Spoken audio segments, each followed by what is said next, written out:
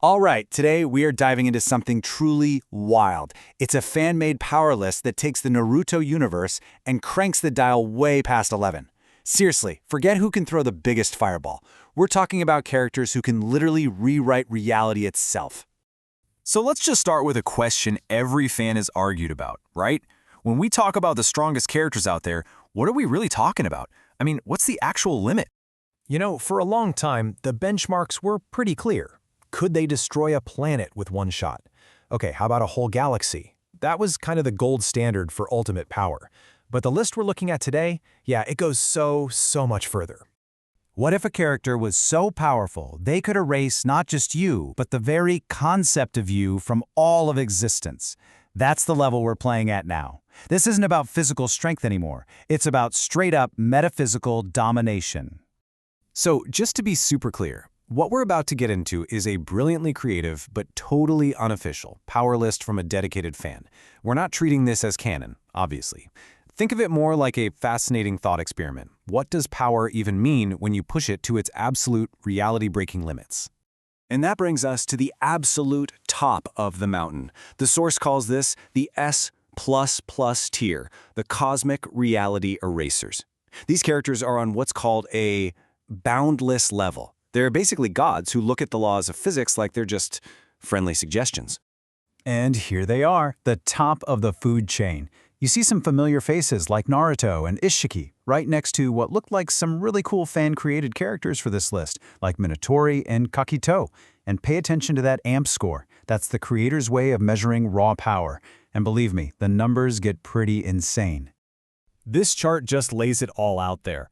Look at that gap at the very top. Ishiki, one of the most terrifying villains we've ever seen, is sitting at an AM score of 700, but this list puts its number one character, Naruto, at a mind-blowing 1,000. That is a massive jump, even at this god tier level. So what kind of power even gets you into this tier?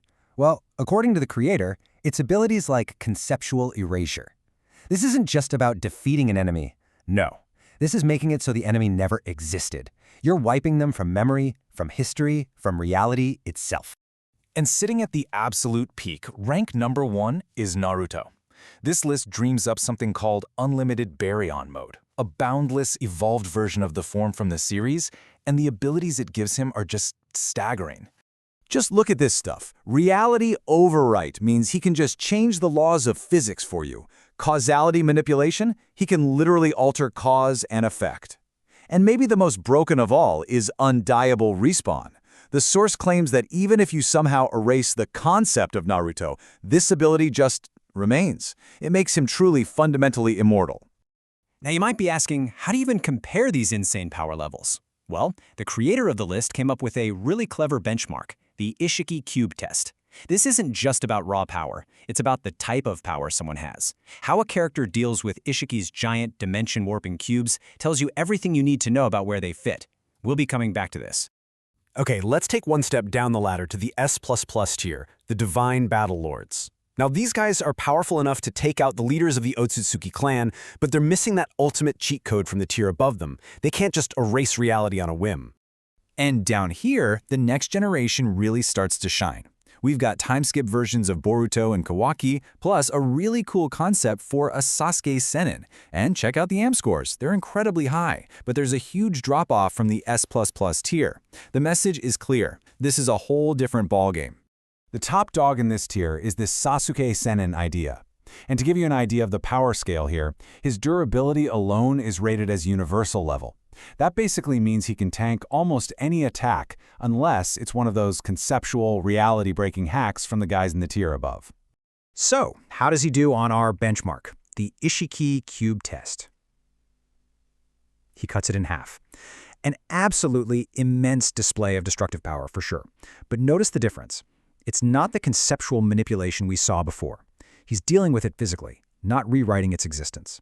The list also has a pretty fun take on the classic Naruto versus Sasuke debate.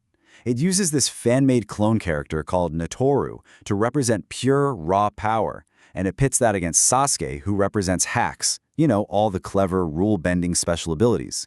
It's a perfect way to frame their whole rivalry, brute force versus clever technique. Okay, so let's see where the absolute legends ended up. The characters a lot of us grew up with, they fall into the S+ through A tiers. I mean, these guys were the undisputed heavyweights of their era. But on this new cosmic scale, how do they stack up? I had to show you this quote directly from the source material because it just perfectly captures the creative and kind of hilarious energy of this whole fan project. It's part of the description for Madara, and it just goes to show you this was made with a real love for the series. So here they are, Madara, an imagined sage of six paths Minato, Hashirama, Obito, all of them absolute legends. But look where they're placed. They're now in the S+ and A tiers, way below the new generation. This is a perfect example of what's called power creep in action, where the power levels in a story get so high that yesterday's gods become today's middleweights. And for one last comparison, let's run them through the cube test. Minato, he teleports it away. Kakashi uses his Kamui to send it to another dimension. See, they handle the threat with incredible skill, but they can't destroy it. And Hashirama, the legendary god of shinobi himself, he can only slow it down. That really puts the power of those top tiers into perspective. Okay, so after going through this incredible fan creation, what's the big picture here? What does a wild list like this actually tell us about the series and the people who love it? At the end of the day, this whole thing is a fantastic showcase of that power creep idea we mentioned. As stories go on, the stakes have to get higher. The threats get bigger, the heroes get stronger, and eventually the original power levels start to look almost quaint.